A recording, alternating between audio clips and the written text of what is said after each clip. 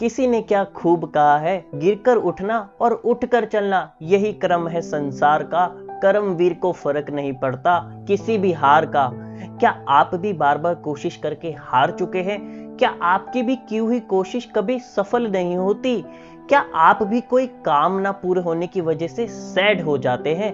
तो चलिए सुने एक किस्सा एक ऐसे इंसान का कि अगर वो ना होता तो समझ लीजिए इस दुनिया में कुछ ना होता और सब अंधेरे में हो जाता। तो मेरा नाम है दिवाकर और आप सुन रहे हैं कहानी इसके लाजा के साथ।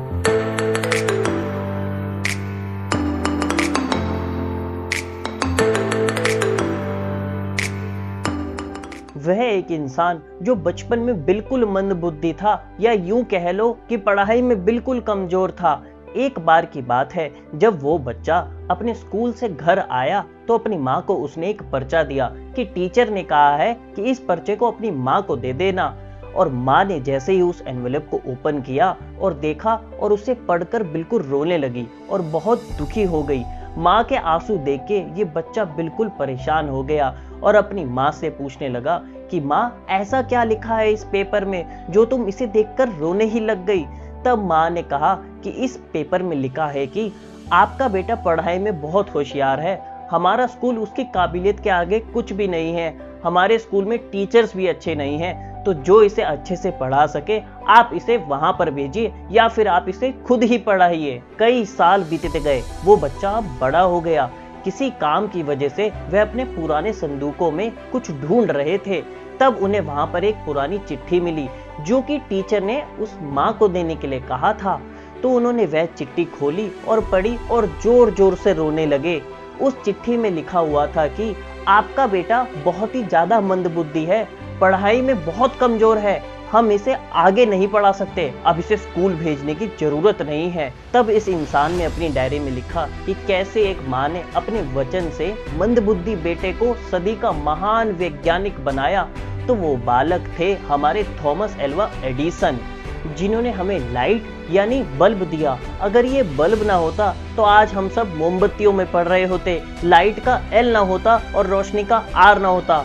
बिजली का बल्ब बनाने के लिए उन्होंने हजारों बार एक्सपेरिमेंट्स किए, तब जाकर उन्हें सक्सेस मिली।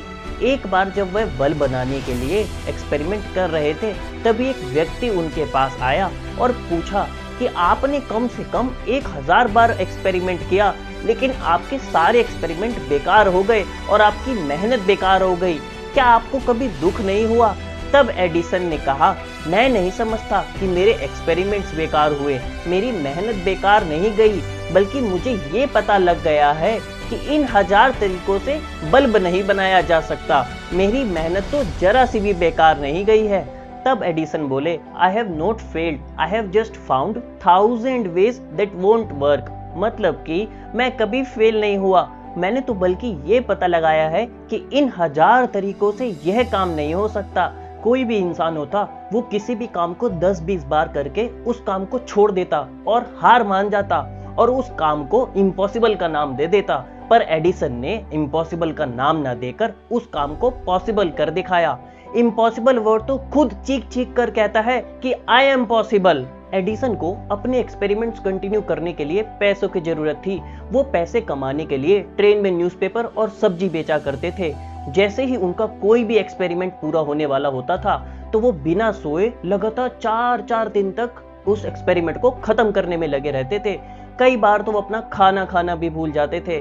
एडिसन लगभग 18 घंटे अपनी वर्कशॉप पर काम करते थे। एडिसन ने कहा कि जीनियस कोई ऐसे नहीं बन जाता, उसके पीछे 1% प्रेरणा और 99% मेहनत होती है। तो मैं दिवाकर आपसे यही कहना चाहूंगा, लहरों से डर के नौका पार नहीं होती, कोशिश करने वालों की कभी हार नहीं होती। अगर आपको हमारी वीडियो पसंद आई हो तो लाइक करें, सब्सक्राइब करें और हमारे चैनल से जुड़ी सभी अपडेट्स के लिए आप हमें इंस्टा पर भी फॉलो कर सकते हैं। और कमेंट करके बताओ कि आपको हमारे चैनल पर सबसे ज्यादा क्या पसंद है, स्टोरीज, वर्ड्स या अमेजिंग फैक्ट्स। तब तक के लिए बाय बाय।